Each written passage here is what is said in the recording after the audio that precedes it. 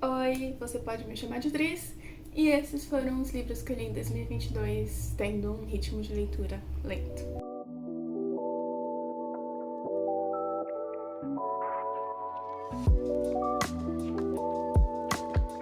Eu resolvi gravar esse vídeo para comentar um pouquinho a respeito de ritmos de leitura mais devagar, mais lentos, num momento em que eu sinto que existe muita comparação, principalmente por causa de redes sociais como o TikTok, de processos de leitura muito mais rápidos do que o nosso.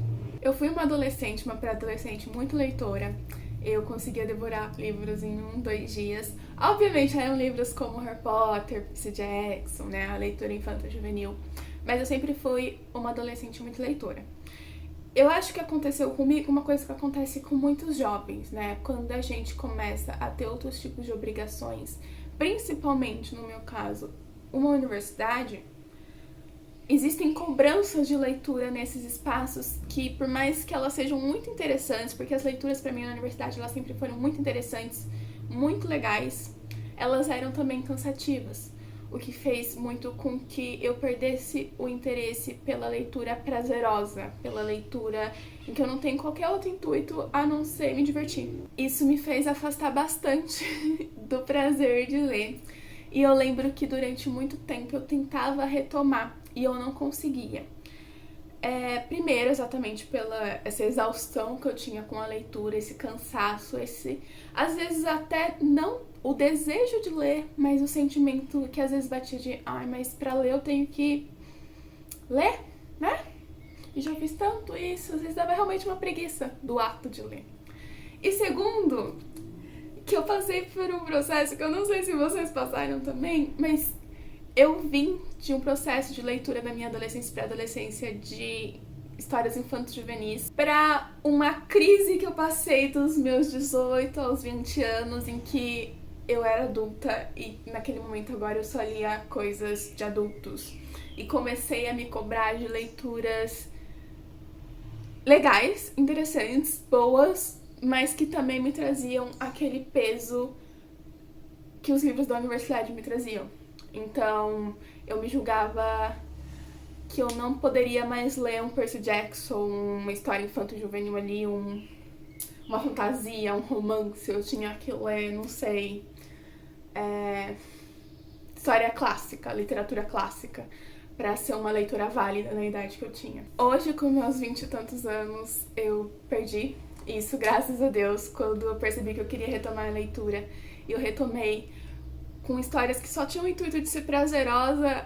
Eu voltei ao meu ritmo de leitura, eu voltei a conseguir ler e voltei inclusive a ler os livros que eu queria ler com 17, 18, 19 anos, mas que eu não conseguia porque eram pesados, mas que quando eu trago esses livros para um contexto mais leve, intercalando com leituras bobinhas, gostosas, prazerosas, eu consigo lidar muito melhor do que quando eu lidava com os meus 18 e 19 anos. Enfim, eu perdi meu ritmo de leitura e eu comecei a retomar ele por uma vontade, por um desejo. Mas principalmente quando eu percebi que eu precisava parar de me cobrar dessas leituras difíceis e de atingir determinadas metas. Porque eu me comparava com a Beatriz de 14, 15 anos e com outras pessoas que eu via que liam 5 livros por mês, 100 e tantos livros por ano, e eu tava lá me esforçando pra conseguir às vezes ler 2.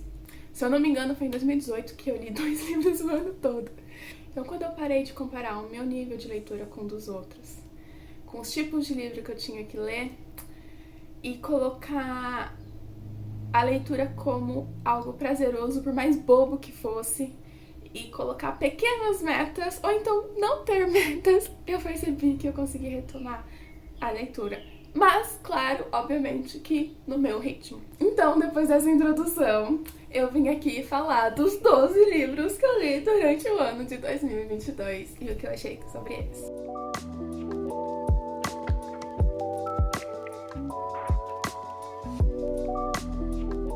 Exatamente pelo meu ritmo de leitura ser mais devagar, Todos os livros que eu vou falar aqui que eu li não vão ser os livros que estão bombando no TikTok, não vão ser os livros mais atuais e que as pessoas estão mais comentando. Na verdade, alguns livros que eu vou falar foram livros que foram, assim, tendência há 5 anos atrás. Mas que o objetivo é realmente falar que não tem prazo pra gente ler alguma coisa, se a gente quer ler aquilo. Então, tinha o objetivo de ler 10 livros esse ano. Eu li 12, porém, em comparação com o meu 2021, 2022 foi um ano de leituras ruins. E aí eu vou falar algo que eu espero que vocês não levem para um lado negativo, por favor. Mas eu acabei caindo muito na indicação de livros que eram indicados pelo TikTok. E eu acho que talvez esse tenha sido o erro meu, de cair em livros de pessoas que estavam indicando que eu via pela indicação, eu via muitas pessoas falando bem, mas que talvez essas pessoas não tenham o mesmo tipo de leitura que eu. E por isso mesmo eu acabei me decepcionando com muitas leituras, principalmente as que eu peguei de indicação lá do TikTok, ou BookTok, ou coisas do tipo. Então, se eu falar de um livro que você gosta muito e você não gostar do que eu falar, eu quero que você entenda que é só uma opinião e que, obviamente, não invalida o seu gosto e coisas do tipo, tá bom? E que se você não gosta de uma leitura que eu gostei, também tá tudo bem. O primeiro livro que eu li em 2022 foi em janeiro. Foi um livro que eu li muito rápido. Eu acho que eu li esse livro em uma semana, o que pra mim, assim, é muito rápido, porque eu levo, tipo assim, 2 meses, 3 meses pra terminar um livro. Óbvio que foi no período que eu peguei Covid, então eu fiquei isolada no meu quarto, eu não podia sair, não podia fazer muita coisa, então eu li. Além de que, também, é um livro de uma leitura muito simples, muito fácil, porque é um livro adolescente. E quando eu comentei que eu li livros que foram tendência há 5 anos atrás, esse livro entra nessa categoria, que é Para Todos os Garotos que Eu Já Amei. Eu queria começar 2022 com algo leve, eu queria passar o tempo, né, do meu isolamento com algo levezinho. E eu sou uma grande fã de histórias bobas adolescentes, principalmente filmes. E eu lembro que eu assisti o filme e eu gostei muito. E eu falei, vou ler o livro, mas eu vou ler só o primeiro porque não gosto do que o Peter faz no segundo, porque eu fiquei com muita raiva do Peter no segundo filme. Falei, vou ler o primeiro livro. Acabou por aí, o final da história vai ser lindo, vai ser maravilhoso, sentei pra ler. Gostei muito. Ele é o romance bobinho, adolescente, gostosinho de ler. Porém, 2 coisas me incomodaram. Primeiro, gosto muito da Lara Jean do filme. Achei a Lara Jean do livro um saco. Mas acabei achando Lara Jean chata. E às vezes eu ficava pensando, cara, que porra, não faça isso, não faça isso. E a segunda coisa que me incomodou, e aí é um spoiler, então se você não quiser ver, pula pra cá. Mas se bem que eu não sei se esse livro conta como spoiler, né? Se, tipo assim, existe o conceito de spoiler pra esse livro agora. A Lara Jean não termina com o Peter no primeiro livro. Eles não ficam juntos no final. E aí, no ápice dos meus 23 anos que eu tinha quando eu li, eu fiquei revoltada com essa história adolescente. Porque como assim eu perdi uma semana e eles não ficaram juntos? E eu descobri que eles ficam oficialmente juntos no segundo. Só que no segundo, o que acontece? O Peter é um cuzão. Mas foi um livro gostosinho, se você é uma adolescente. Ou então se você é uma jovem adulta como eu e quer relembrar os corações quentezinhos e as borboletas do estômago da adolescência e da paixão adolescente. Esse é um livro muito legal, muito gostoso pra ler. O segundo livro que eu li foi Amor nos Tempos de Cólera, do Gabriel Garcia Marques. Marques Garcia? Gabriel Garcia Marques. Ele conta a história principalmente de Florentino, que é um menino, um adolescente que se apaixona por uma mulher. E essa paixão perdura, essa paixão não correspondida, tá? Perdura até a... Meu Deus, esqueci a palavra. O contrário de juventude, até a velhice. Até a sua velhice, né? Ele é apaixonado por uma única mulher durante todo esse tempo. E esse amor não é correspondido. Eu sinto que é um livro que não tem o intuito de ter um plot, de te deixar querendo saber o que vai acontecer, meu Deus. E sim, eu colocaria ele... Eu não sei se existe essa categoria de livros, tá? Mas nos animes a gente tem um termo que é o Slice of Life. Um tipo de obra que só tem o intuito de contar sobre a vida. Um pedaço da vida ou um processo. E eu sinto que Amor nos Tempos de Cólera, ele é muito isso. Ele quer te contar sobre a vida do Florentino tendo essa paixão. Então não é um livro que acontece grandes coisas, mas eu sinto que é um livro que ele quer retratar como que é uma paixão platônica que dura tantos e tantos tempos. Eu gostei muito de ter lido esse livro durante 4 meses, porque eu sentia que enquanto eu lia o livro, a vida do Florentino e de todos os outros personagens que também são apresentados pra gente vai passando, a minha vida também ia passando nesses 4 meses e ia se modificando. Então eu lembro que em dado momento que eu tava lá nos meus 70% de leitura, eu relembrava como que era o Florentino que a gente foi apresentado, ou como eram os personagens no começo do livro, e como era a minha vida, os meus processos, no início da minha leitura também. Então, eu gostei muito de ver essa passagem do tempo, tanto no livro quanto minha. Pra mim é um livro que é sobre o processo e não sobre o final. Ele talvez teria sido a minha leitura favorita do ano, logo assim no começo, porém 2 coisas que ocorrem no livro me pegam muito. Então, o livro ele traz casos de racismo e pedofilia. E isso me incomoda não por esses tópicos terem sido trazidos no livro, porque são tópicos que são importantes serem trabalhados. Porém, a minha questão que eu não consigo entender é: o autor, ele tá fazendo uma crítica? Ou ele tá trazendo algo que ele acha normal para um contexto da história? Eu sei que é um livro que retrata o século XIX, foi escrito no século XX. Não conheço sobre o autor e pra mim no livro não ficou claro, porque, por exemplo, o caso de racismo que é colocado no livro, ele é muito gratuito, entende? Pra mim não me vem o autor querendo expor processos de racismo que existiam no século XIX na América Latina. Eu fiquei confusa, tá? Então eu não vou afirmar nada, eu vou falar que houve um incômodo quando essas determinadas coisas aconteceram, exatamente porque não me trouxe nenhuma reflexão, só raiva e questionamentos sobre o autor, tá? Então se você já leu sobre o Gabriel Garcia, eu sei que ele já ganhou o Prêmio Nobel de Literatura, ele é muito bom, eu adorei muito a escrita dele. Se você sabe sobre a história dele, compartilhe aqui comigo, porque eu realmente queria saber. O terceiro livro que eu li foi Daisy Jones and the Six, da mesma autora do Sete Maridos de Evelyn Hugo. E esse é um daqueles casos de livro que fizeram sucesso em 2021, mas eu só fui ler depois. E eu li por causa que eu li Evelyn Hugo e eu amei Evelyn Hugo, eu adorei a escrita, eu adorei a história, eu adorei tudo. Então eu tava bem animada pra ler Daisy Jones and the Six. Eu tenho tipo um clube de leitura. Não sei se eu posso chamar de clube de leitura, porque é eu e uma amiga lendo, a gente faz leitura junto. E a gente começou a ler com muita expectativa, porque ela também tinha gostado de Evelyn Hugo, que a gente também leu junta. Beijo, Yara, não sei se você tá vendo isso, se você tiver, beijo, te amo. E pra mim, Daisy Jones and the Six foi uma puta decepção.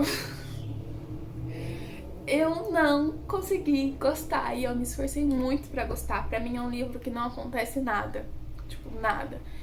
E a grande questão do livro é realmente sobre essa tensão sexual, romântica que existem entre o Billy e a Daisy, que pra mim nunca existiu. Tipo, não existiu. Não existiu pra mim. O livro ele tenta mostrar isso e pra mim parecia que nunca acontecia, eu sempre achava um saco. E eu tava esperando que o livro fosse sobre outras coisas. Claro que aí veio uma frustração pessoal, né, uma expectativa pessoal que eu tinha. Mas eu acho que se houvesse uma construção real, uma tensão real entre os personagens, talvez eu tivesse engolido mais, mas pra mim foi muito fraco. Além disso, tem 2 outras coisas que me incomodaram. Que é, eu não gostei da construção do personagem da Daisy. A Daisy, ela me estressava muito mais do que qualquer outro personagem. Que vem aí aquela mesma questão que eu ia falar da Lara Jean. Mas diferente da Lara Jean, que me estressava pelas ações adolescentes dela, a da Daisy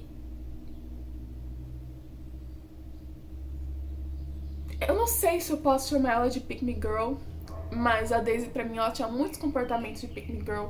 E no começo da história, a gente é apresentado pra história da Daisy. Ela foi uma menina que foi totalmente abandonada pelos pais. Só que o processo de contar a história dela, eu acho que, se não me engano, dura um capítulo extremamente pequeno. E não é bem desenvolvido. Então, por mais que eu ficava na minha cabeça falando, isso tem justificativa, isso tem justificativa, isso tem justificativa, tinha hora que eu ficava, ai, Daisy, que saco, como que você é chata, como que você não consegue aceitar um não? Porque tem cenas em que, por isso que pra mim fala que não existia uma tensão. O Billy, ele não queria se relacionar com a Daisy queria se relacionar com o Billy. E quando o Billy, em dado momento, fala não pra ela, ela tem um surto que pra mim foi tão ridículo, tão ridículo, tão ridículo. E aí, gente, se bem que tudo que eu tô contando agora já é um spoiler, né? Mas tem uma cena que quando o Billy se nega a beijar a Daisy e ela fica revoltada, e aí ela vai pra praia, ela pega o carro correndo, vai pra praia, olha a praia, pensa numa letra de uma música, aí ela pega um guardanapo velho, um lápis de olho, escreve uma música. Eu acho que a autora pensou que aquela cena ia ser, meu Deus, e eu só conseguia pensar, ai meu Deus, que saco. Que saco. Que se eu não soubesse do background da Daisy, eu ia olhar pra esse momento e falar, ai, que riquinha mimada. Que riquinha mimada. Mas é claro que a gente tenta... eu tentei olhar depois, alguns meses depois que eu li Daisy Jones e que eu li Para Todos os Garotos que eu já amei, a respeito da construção de personagens femininas, porque a Daisy me incomodou e a Lara Jean, em algum momento, ela me incomodavam pelas escolhas burras que elas faziam. E aí eu lembro que eu vi um vídeo da criadora, não sei se é criadora ou diretora, mas da série Eu Nunca, né? Que ela fala sobre a falta de personagens femininas reais que fazem escolhas burras, porque as mulheres são sempre as cabeças, as inteligentes, as que resolvem os problemas e nunca as que são levadas pela emoção, pelo sentimento. Então, depois de ter me incomodado muito com essas personagens, eu comecei a pensar um pouco mais que talvez eu não tenha sido tão justa com elas. Outra coisa, né, a segunda coisa que me incomodou no livro foi o que é o plot desse livro. Em Ravenholm a gente tem um plot muito interessante, muito legal, que eu suspeitava, eu acertei o que seria, mas que ainda assim é um plot muito interessante para toda a construção da história. Eu acho que a autora queria criar um plot para esse livro. E pra mim ela tirou o plot do rabo. Porque quando chega o plot, foi tão aleatório, mas tão aleatório, mas tão aleatório, que eu lembro que eu e a minha amiga, a gente tava assim... E é isso. Foi um livro bem decepcionante. Tinha altas expectativas. Não gostei. Depois da leitura, me questionei então um pouco a respeito do meu sentimento sobre a construção de alguns personagens. Eu mudei um pouco, mas ainda assim é um livro que não me cativou do jeito que eu achei que iria me cativar. O quarto livro que eu li foi Os Crimes do ABC, da Agatha Christie. Eu resolvi ler ele porque eu tava cansada de todos os podcasts que eu ouvia enquanto eu cozinhava, costurava, limpava a casa, e eu queria alguma coisa. Também era uma época que eu tava cansada da maioria das músicas que eu tava ouvindo, mas eu queria ouvir alguma coisa, né? Que é aquele processo, né, que nossa geração não consegue fazer nada sem o barulho, sem algo que eu preciso melhorar. Mas eu resolvi dar chance pra audiobook, mesmo achando que não ia ser bom. Mordi muito minha língua. Eu adorei a experiência do audiobook, eu adorei a experiência do audiobook desse livro. E eu gostei da história, eu gostei do plot, eu gostei da ideia, né, dos crimes letra A, crime letra B e crime letra C, que acontece no livro. Então, são 3 crimes que acontecem envolvendo cada um uma letra, como se fosse o assassino estivesse fazendo um abecedário de mortes. Porém, entre os livros que eu já li da Agatha Christie, eu acho que não foi o meu menos favorito, mas não me cativou como me cativou Caio Pano ou Assassinato no Expresso Oriente e outros livros desse tipo. Porém, me apresentou ao mundo do audiobook e eu adorei. Inclusive, eu queria dizer que quando acabou os 7 dias do Storytel, eu acabei assinando de 30 dias de graça de um que chama Script. E que foi legal, mas eu queria parabenizar o Storytel, porque pra mim foi a melhor plataforma. Não tem tantos livros quanto o Script, mas os dublador que chama, eu não sei se é dublador a palavra, mas a pessoa que lê a história do Storytel, pra mim, eles são incríveis. Incríveis. Eu adorava ver nesse outro livro que eu vi por audiobook, como eles interpretavam os personagens, como acontecia a leitura. Maravilhoso. O quinto livro que eu li vai de novo para aquele livro que fez sucesso na internet há acho que uns 3, 4 anos atrás, tanto que ganhou adaptação da Netflix em 2022, que é Amor e Gelato. Por que eu fui ler esse livro? Eu comecei a ler esse livro quando eu tava fazendo o meu TCC da faculdade, que aliás você pode acompanhar o meu diário de TCC que eu estou postando aqui para acompanhar o processo. Eu resolvi ler nesse período porque eu estava cansada de ser uma proletariada pobre que tinha que trabalhar, fazer faculdade, fazer TCC. Eu queria acreditar que essa não era a minha realidade. Então eu fui atrás de um livro que me tirasse desse contexto. Sabia que Amor e Gelato era sobre uma história de romance que acontecia na Itália? Falei, é disso que eu preciso. É dessa alienação que eu preciso na minha vida. E aí eu fui ler. Só que eu não sabia que era uma história adolescente. Então por isso acabou não sendo o livro que eu esperava que fosse, mas foi uma leitura muito gostosa. Eu acho que é um romance adolescente muito bom para adolescentes ler. Porque além da questão do romance, tem outras questões que o livro traz. Ele traz uma aventura, ele traz a personagem principal que vai pra Itália, se apaixona e vive várias coisas, se questionando sobre muitas questões familiares sobre a vida dela. E que se eu não conseguir tirar minha frustração e mandar pra Itália, se você é um adolescente que tá frustrado, você lê Amor e Gelato que você vai conseguir se sentir um pouquinho mais alienado e se marginar lá. Agora a gente vai entrar no... Eu esqueci a contagem já. Quinto? Não, sexto. Acho que é o sexto. Estamos na metade, acho que é o sexto. E foi o pior livro que eu li. E esse foi o livro que me fez pegar as recomendações do TikTok. E até do Goodreads também, porque se eu não me engano esse livro ele tava concorrendo ou ganhou uma categoria de 2021 do Goodreads. E foi muito ruim. Foi muito ruim. Que foi A Lista de Convidados, da Lucy Foley. Tem uma premissa boa, tem um plot legal, só que um livro extremamente mal escrito pra mim. Ele é um livro que conta a história de um crime que a gente sabe que vai acontecer, mas que ele só acontece no final, tá? Então a gente meio que vai... Ele tem 2 plots, tá? Ele tem um antes do crime acontecer e um depois do crime acontecer, sendo que esse depois a gente não sabe quem foi a pessoa que morreu ainda.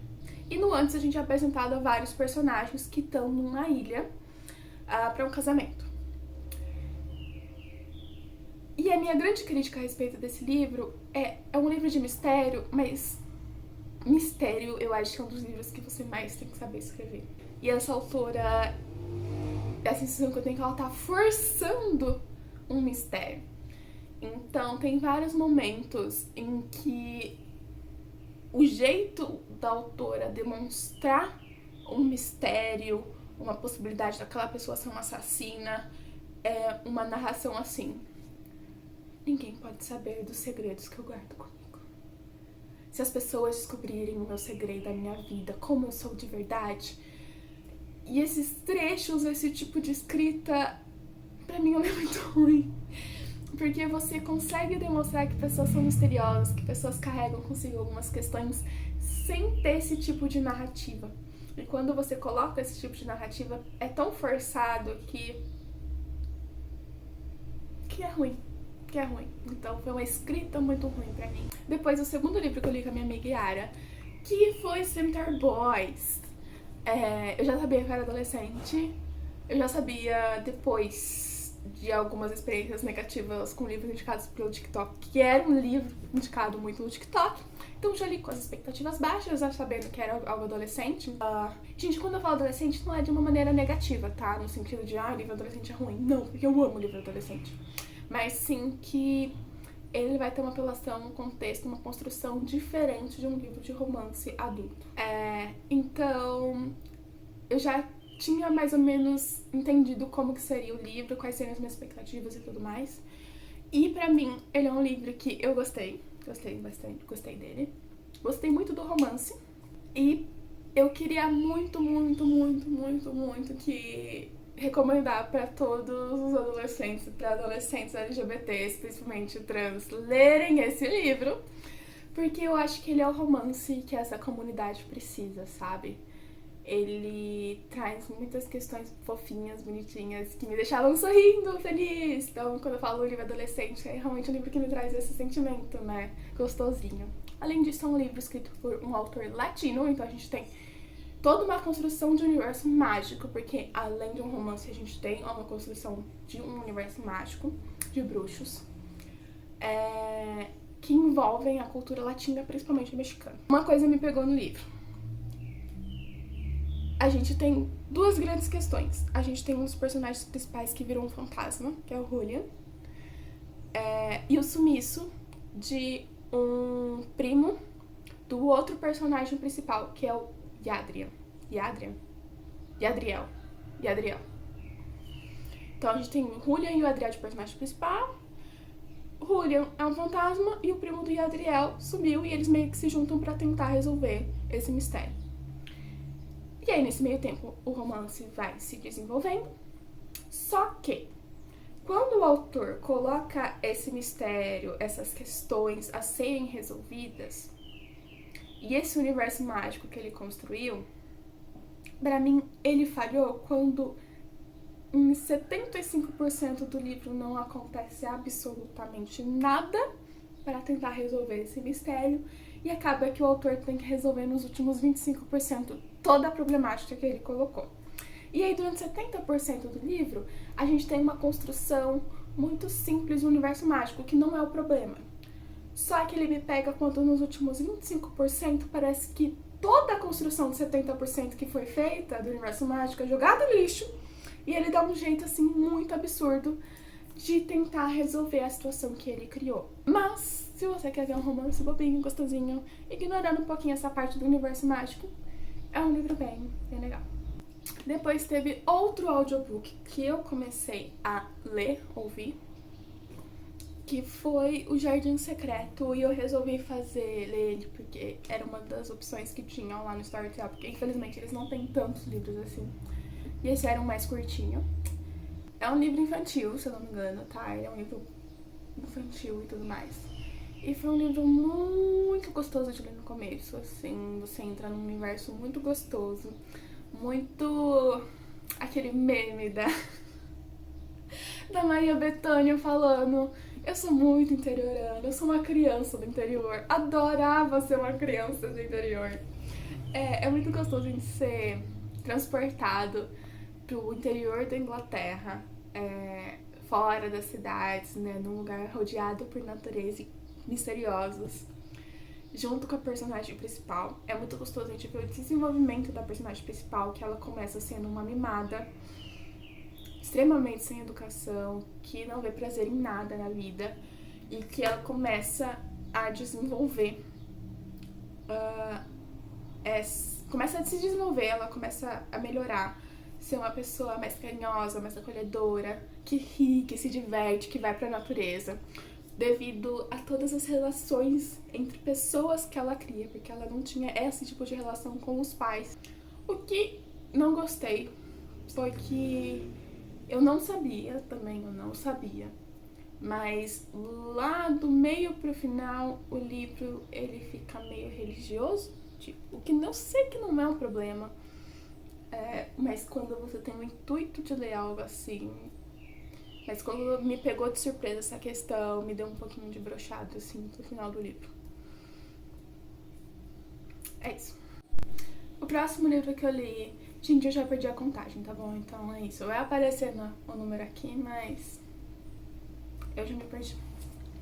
Mas o próximo livro que eu li com a Yara também, que foi A Noite das Bruxas, da Agatha Christie, que conta a história de uma criança que, depois de falar que viu um assassinato, ela é morta no dia do Halloween na biblioteca de uma casa. O que eu gostei desse livro foi o fato de eu ter lido com alguém, porque quando a gente vai lendo os livros da Agatha, ou de qualquer mistério, assassinato e tudo mais, a gente, por conta própria, a gente vai organizando os nossos pensamentos e tem as nossas apostas. Mas você lê um livro de assassinato, crime, mistério com outra pessoa é muito legal, porque você começa a criar as teorias. E o livro da Agatha, pra mim, ele tem uma construção de história em que você é apresentado a possibilidades de assassinos e você tem vários detalhes que você tenta pegar ali pra tentar descobrir quem é. Pra mim, a parte mais legal de ler esse livro foi o fato de ter sido uma leitura compartilhada com a minha amiga.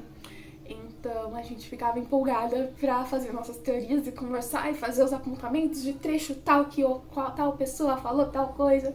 Era bem gostoso. Tirando isso, foi um livro legal, um livro interessante. Adivinhamos quem foi a pessoa. Mas, do mesmo jeito que Os Crimes do ABC, não é uma grande história ou a mais cativante e interessante que eu já li da Agatha.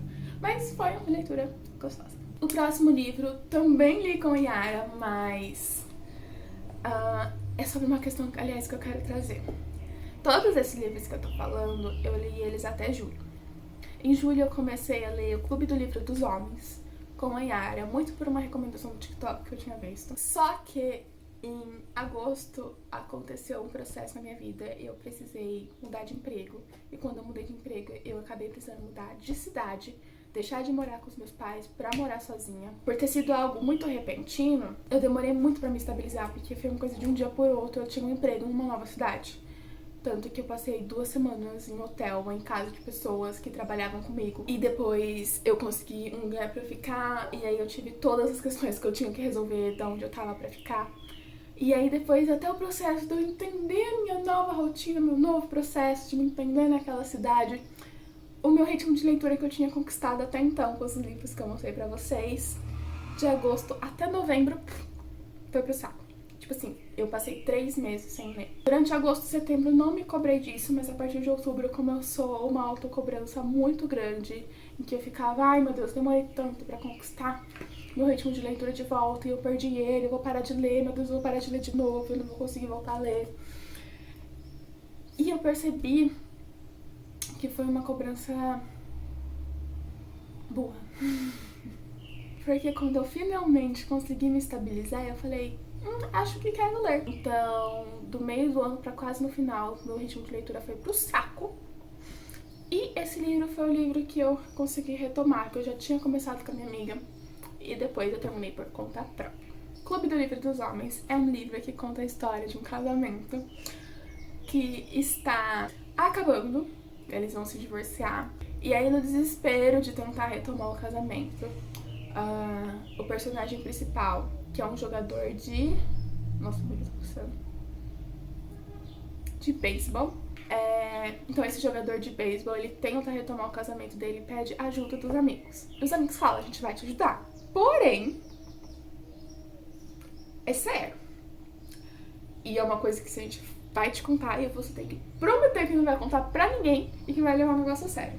Que é o Clube do Livro dos Homens. Onde homens se reúnem para ler livros de romance feito para mulheres. Onde eles aprendem sobre quais os desejos, as perspectivas que as mulheres têm sobre relacionamentos. E que quando os homens eles entendem essas questões, eles conseguem resolver os próprios problemas, conseguem analisar a relação que eles têm com as mulheres e entender as mulheres. As melhores partes do livro são as partes do Clube do Livro, em que fazia tempo que eu não dava uma gargalhada genuína com o livro, como eu dei com esse. Então, por exemplo, a gente tem passagens em que tem um bando de homem hétero de 30 a mais discutindo se A Pequena Sereia é um livro bom. É um livro não, é um filme bom pra meninas assistirem. Era muito bom, era muito legal. Minha parte favorita era quando os homens se reuniam e estavam discutindo coisas que envolvem o universo feminino. Maravilhoso. Depois, claro, a gente tem a questão do desenvolvimento da busca pela reconstrução desse casamento, que foi legal, foi interessante, foi bom, porém eu acho que não me pegou tanto exatamente porque esse livro não me toca em um determinado lugar que é um casamento. Então talvez, se você é uma pessoa casada, talvez esse livro pra você seja incrível, que haja uma identificação muito legal e muito gostosa com esse livro.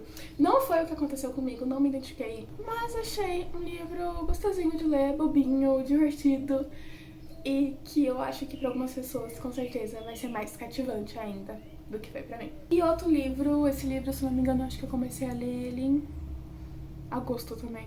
Foi antes de eu perder de novo meu ritmo de leitura, que foi The Vanished Half.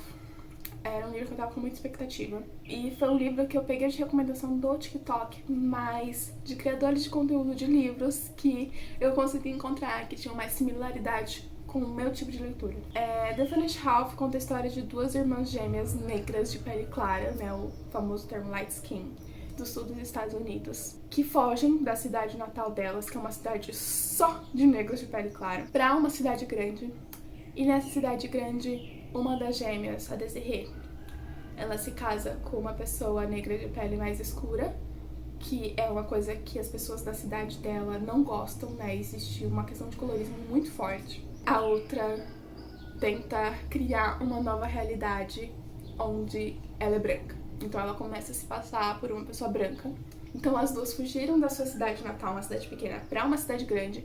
E essa gêmea que tenta se passar por branca, que é a Estela, foge novamente pra iniciar uma nova vida como uma pessoa branca. Eu gostei muito. De novo, pra mim, ele é um livro lento, devagar, que não são coisas muito wow, plot, meu Deus, que vai acontecendo, mas que pra mim é um livro que tem um desenvolvimento muito interessante, principalmente porque o livro ele é feito construindo pela perspectiva de várias pessoas. Então a gente vê a perspectiva da Desiree, a gente vê a perspectiva